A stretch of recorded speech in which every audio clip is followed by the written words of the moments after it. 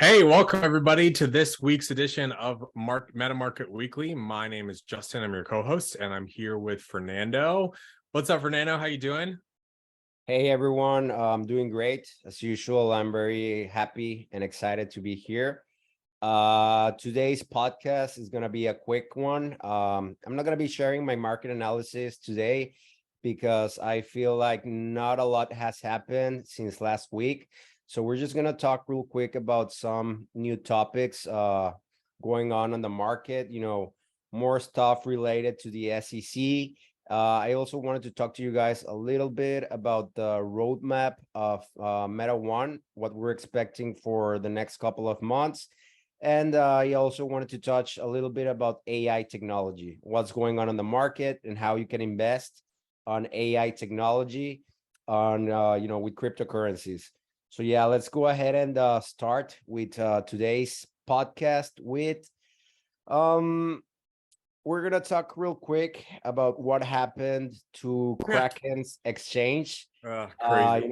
Another crazy stuff with the SEC where they're just targeting people that, they're doing things right, they're going through regulations, they're doing everything great, but still it's never enough for the SEC. They just want to throw the whole thing down because they're scared and they understand that, the moment that we, take blockchain to the next level, it's over for all this corruption that is taking place.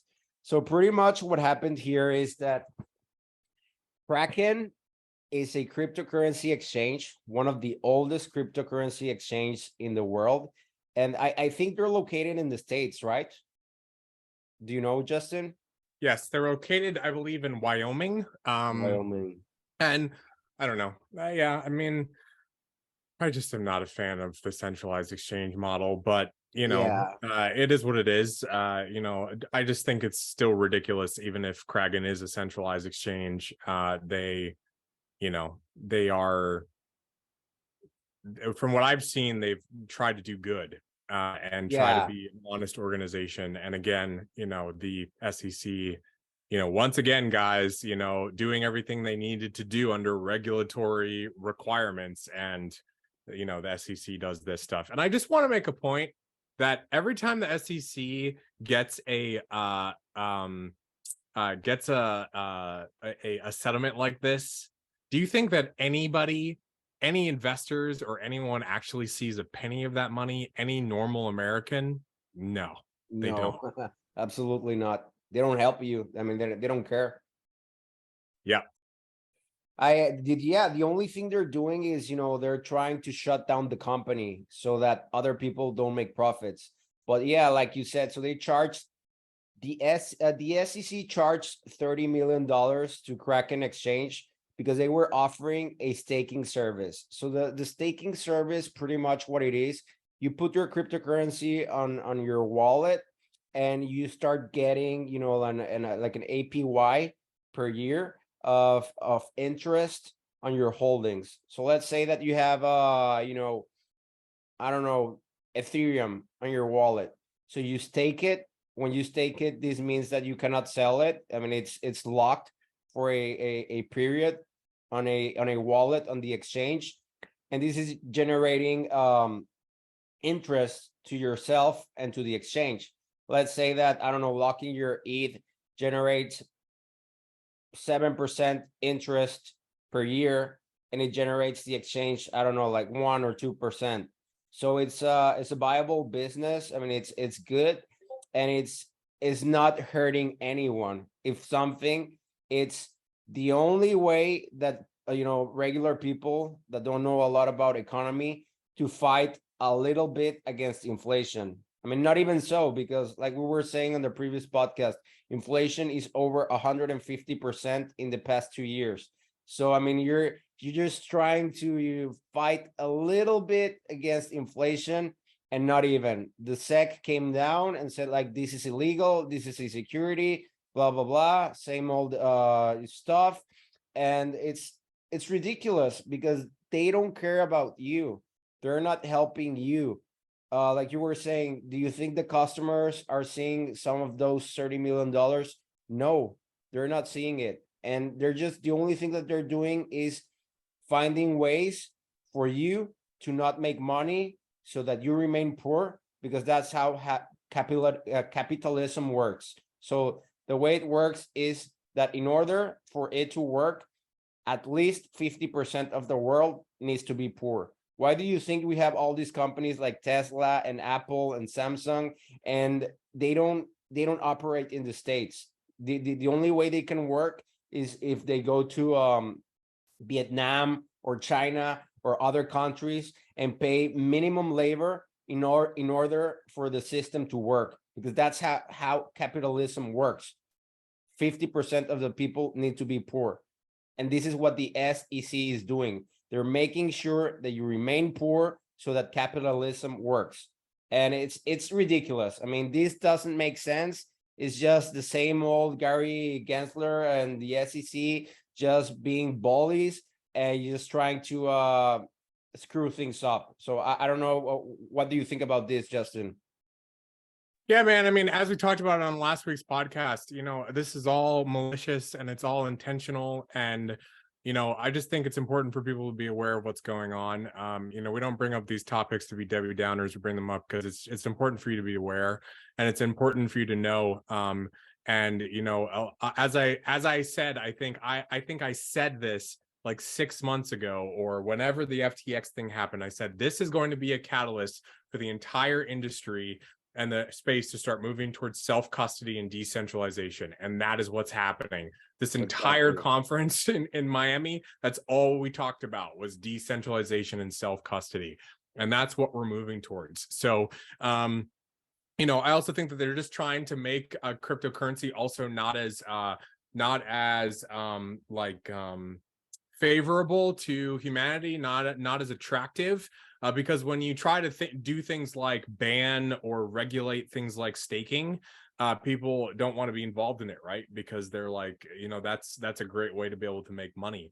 Yeah. But it is what it is. This is why things like our project exists, META1. This is why we're building what we're building. And this is not going to stop, guys. It's not. So we just have to come together in unity and really utilize this technology for ourselves. Self-regulation, that's what I'm all about. Let's self-regulate. I agree. Let's all agree on certain terms and certain conditions and certain ways that we should operate, and let's just adhere to that. I mean, that's the common law principle. This is the way that we used to operate before all this bullshit government, big media, big tech, all this kind of stuff. We had a jury of our peers, and we decided what we were going to do together as a community, and we agreed to that. And if someone broke that rule, then the community would decide what would happen to them. That's the way it should work, because quote unquote, that's how the system is supposed to work in the United States. And many other countries, it doesn't work that way anymore, because the people who are in charge of the courts and the governments, they're all in bed with each other, and they all want to just enrich themselves and enrich the corrupt system that they are a part of.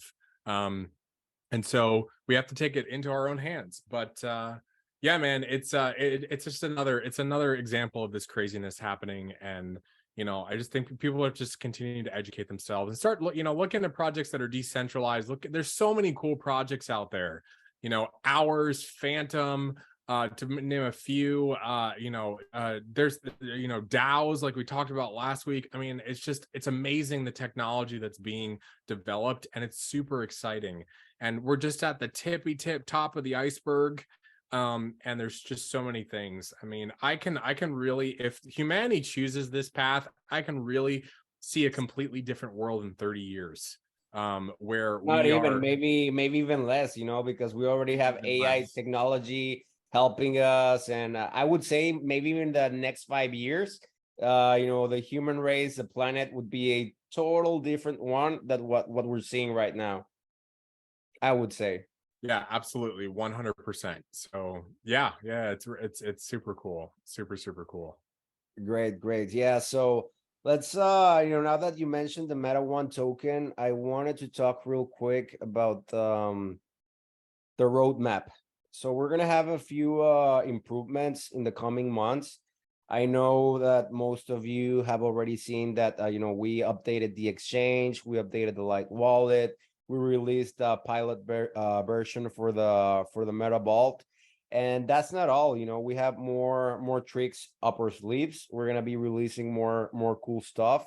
So I'm going to tell you what to expect. So for Q1 of 2023, we expect to launch the wrapped META1 version of the META1 coin. For those of you who are not familiar with the wrapped version, this means that the META1 token is going to be able to operate on the Binance chain. This does not mean that the token is going to be listed on Binance exchange. What this means is that the META1 coin is going to be able to interact with the code of Binance. So you're going to be able to trade the META1 coin in Binance protocols like PancakeSwap or any other protocol that's listed on the Binance chain. META1 is going to be able to participate there. So now we're going to be able to operate in the META1 chain and in the Binance chain. And this is amazing because the Binance chain, I think they have like 6 million transactions per day, and they operate like I don't know, I think it's like $5 or $4 billion worth of transactions per day. And what this means is that all that money is now going to be interacting with META1. So this is going to be amazing for adoption. It's going to be amazing for the price of the META1 token. Then we have the blockchain and smart contract audit. I don't know if you want to tell us more about it, Justin. Yeah, man, absolutely. We're really pushing hard for, everyone who's a member. You can check out the detailed deep dive into the roadmap in, let's see, when do we talk about it? December's recording. But audits are really important. For anybody who doesn't know what basically a blockchain audit is it's when basically a company that just audits all day long comes in and they look with engineers that look at code all day. They'll actually look at your code and they analyze it to make sure there's no security breaches, make sure that there's no malicious anything in there, et cetera, et cetera. I mean, we're an open source project, so all of our code is up on GitHub. You can check it out yourself. With the exception of like 1 or 2 repositories just for security's sake. It has to do with our gateway. But other than that, you can see pretty much everything. And this is just basically an audit. So it's an audit report that will be publicly available for everyone to see. And it will basically show you, in layman's terms, if there were any security issues that were found by et cetera, et cetera. So we're excited about that. We're currently in contract negotiations around that. And there's a lot of exciting things going on, and we're really hoping to hit our goal here with wrapped META1 public exchange listing launches before the end of the quarter. Depending upon our audits timeline, we may see this happen in the beginning of Q2, but we're pushing hard on Q1. It just, the audit is what takes some time. Yeah. It's a lot of code, and actually engineers manually go through every single line of code, which is mind-blowing. It's a really long process, but it's going to be exciting. And Absolutely. and then we're looking forward to Q2. Absolutely. Real quick, just want to make sure you can see my screen, right? I'm sharing my screen. Yes, I can. Okay, just wanted to make sure that our viewers are seeing, our roadmap. Next, for Q1, we also have the market order functionality for Light Wallet and Exchange. This has already been implemented on the exchange. Yeah. I think also in the Light Wallet, right? I think we did it like yesterday or 2 days ago. Yeah, last week it happened. Yeah, so Last week, yeah, that's absolutely. a checkbox on the list. Yeah. I think I lost your voice. Can you hear me, Oh, Justin? sorry. Yes, I can. Can you hear me? Yeah, I can hear you. Yes. So you Yeah, were saying? I was just saying that's a checkbox on the list. Oh yeah, awesome.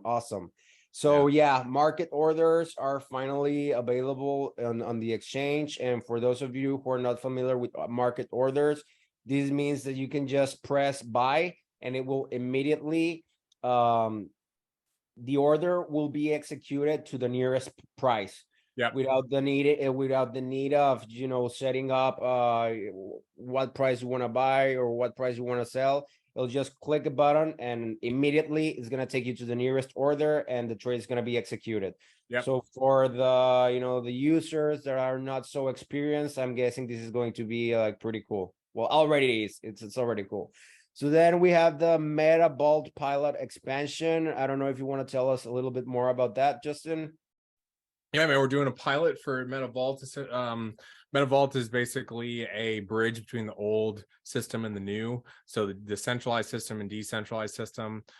You know, and I kind of want to talk about this a little bit more. You know, I've had some comments lately about people saying, oh, well, aren't you just being part of the same system? Why are you offering something that is MasterCard or Visa or all these sorts of things? You know, and I just want to say, like, you know, first of all, we have to think about this in the long term. So, you know, we understand that not everybody is going to wake up tomorrow and adopt cryptocurrency, digital currencies, META1, all that stuff. It's just not going to happen. We see crypto adoption. What is crypto adoption at worldwide now, Fernando? 2%, 3% of the population, something like that. It's I very think small. it's, yeah, I think it's now like 4%. So it's Okay, it's nothing. 4%. Well, that's Yeah, great. At least it's gone up since I last looked at those statistics, yeah, but yeah, it's still very, very, very small. And so yeah, this is a multi-year long vision, you know, that we are transitioning. You know, and there are many people that are ahead of the curve, like Fernando and myself and others, who we try to use cryptocurrency in everyday life as much as possible. But we still are at a place where is there dependency to a certain extent on fiat? For others who are not like us, who try to use cryptocurrency, META1, etc., on a daily basis for everyday use, is there still a dependency on fiat? Unfortunately, there is. And so there are people who want to have that bridge. And so that's what MetaVault offers. yeah, It's not something you have to use if you don't want to use it. Trust me, I'm allergic to fiat currency. I don't like using it unless I absolutely am forced to.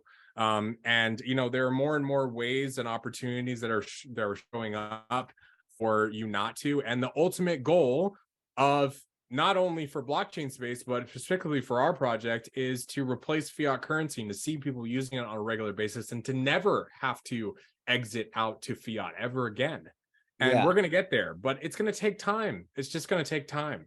So this is what the vault is. We have a debit card that you can use to pay with to use your crypto to pay in real life.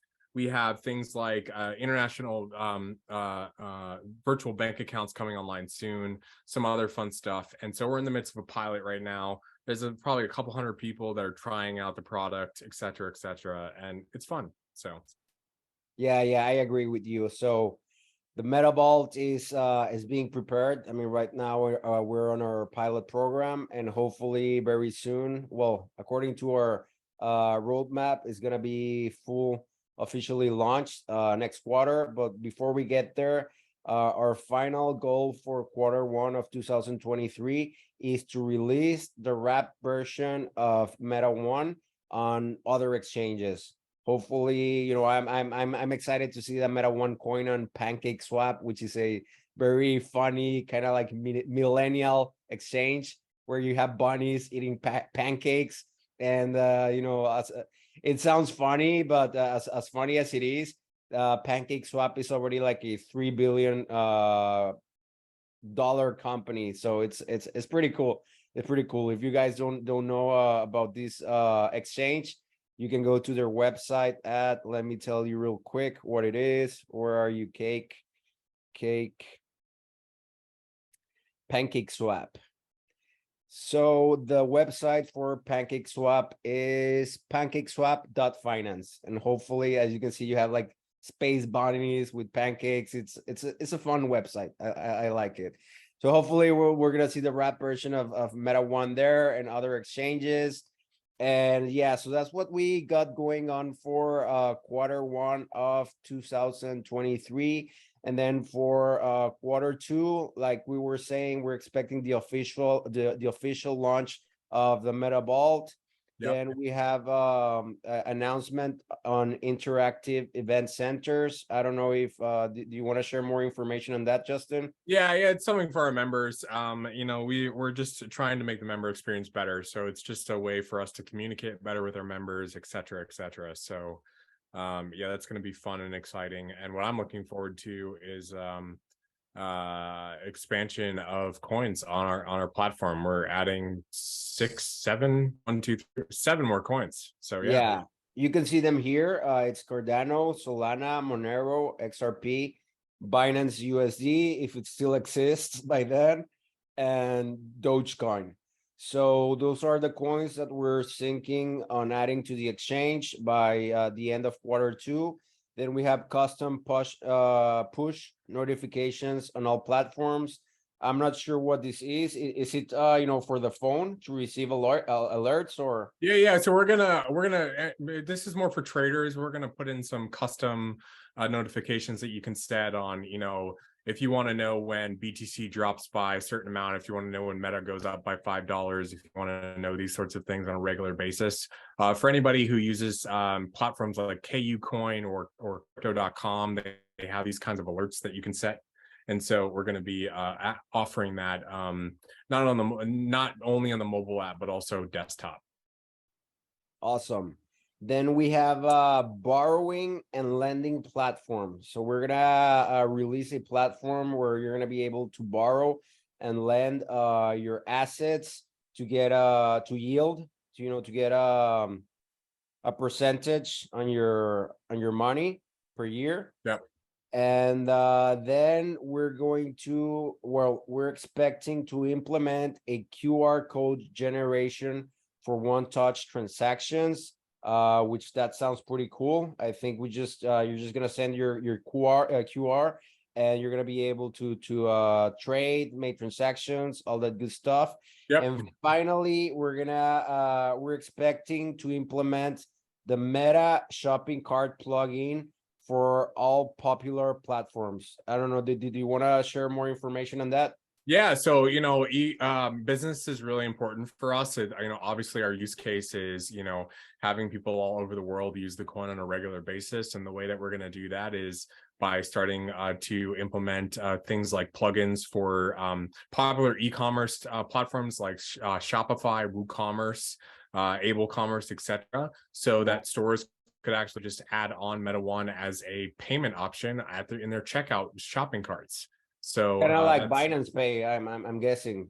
Yeah, absolutely. Yeah. Awesome.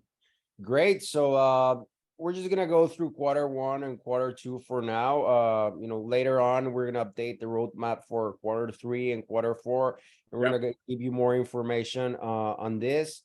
For now, Justin, do you want to keep going, or do you want to talk about something else?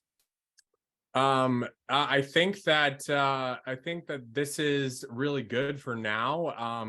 We have a lot of exciting things coming up, and the goal here is to build a ecosystem that is supportive of the new financial system, the decentralized financial system, where people can transact and honor, can do what they wish, can send money to who they want, when they want, and to be able to move away from the oppressive centralized systems. So we're making it happen. We're slow and steady horse. I think that I believe that that's the better way to go than a lot of projects out there who have very ambitious roadmaps in a very, very short amount of time, and they want to. And don't get me wrong, I'm not harping on other projects. I just have seen from the perspective of someone involved in the space who, there are projects out there who will try to rush things out, and it doesn't end up working well. And so we like to take the slow and steady pace. This is a multi-year vision for us, and it's super exciting. It's really exciting. We're just at the beginning, and this year is going to be huge. It's going to be really huge. I'm really excited to see where we're at in December, because I think that it's going to be a completely different world. So I agree. Yeah. And I agree with you with the fact that it's better to work steadily and not be chilling and announcing an announcement, like other people do, and and then the announcement comes out and the platform's not working. So it's better to just steadily be working, and when things are ready, everyone's gonna know about it. And yeah, little by little, we're gonna get to the place where we want to be. We're gonna get there because we're building truly something amazing. I'm not just saying this because we work here, it's because I've seen everything we're doing, and we have an amazing team. Everyone here is just great. And yeah, I mean, it's not just about the cryptocurrency and about money. It's about freedom, abundance. It's about building something that can have a huge impact in the world. Yes, it's So about the utility of the actual technology. Yeah, that's really important. I agree. So I was gonna talk about a little bit about AI, but I don't know if we still got time. Do you wanna keep going, or should we save it for the next Yeah, podcast? I think let's save it for the next part. I think this has been awesome. If you are new to the project, you're just hearing about us for the first time, check out our white paper, go to our website, meta1coin.vision, and you definitely can get more information. And yeah, next time we'll talk about AI technology coming into the blockchain space, what our opinions are about that, and where do we think that we see that going. And I'm sure there'll be lots more news before then. Things seem to fly by, especially in this space. So Yeah. yeah, with that, any last final words, Fernando? Just want to thank everyone for watching this podcast, and we'll see you next week. Awesome. Thanks, everyone. Take care, and we'll see you soon. Bye bye.